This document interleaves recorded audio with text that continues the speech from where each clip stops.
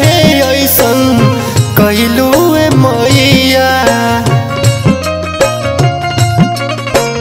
कहे के देखलू हमके ऐसन समैया, हमरे संग कहे ऐसन कहलू मैया।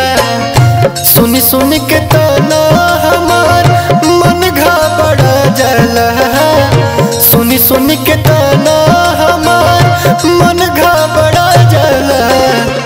कहला बजनिया लोगवा अखिया लोरा जाला,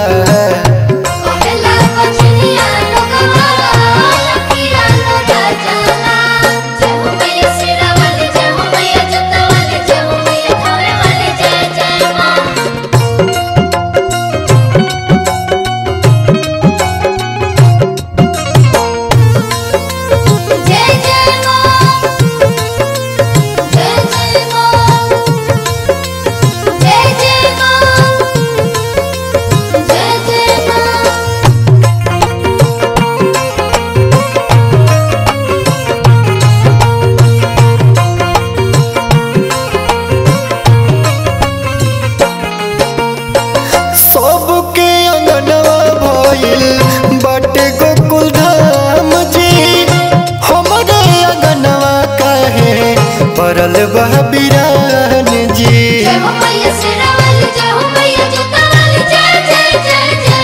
सबके अगनवा भइल बाटे गोकुल धाम जी हमरे अगनवा कहे परल बह बिरान जी।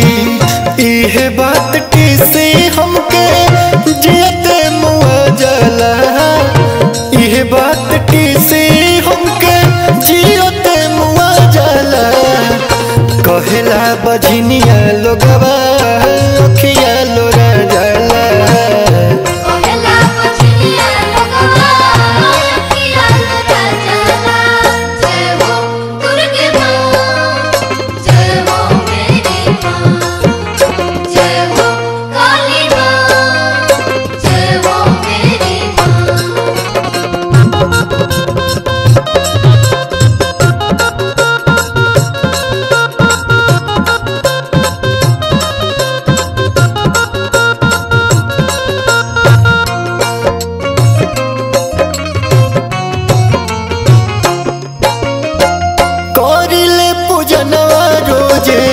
हाथ दिया बारी कबले जोर जिंदगी करब महतारी।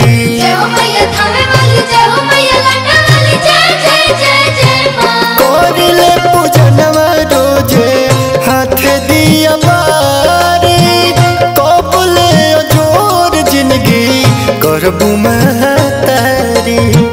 बोलस निठुर बोलिया राजेश दिलवा दुखा जला, बोलस निठुर बोलिया विवेक दिलवा दुखा जला।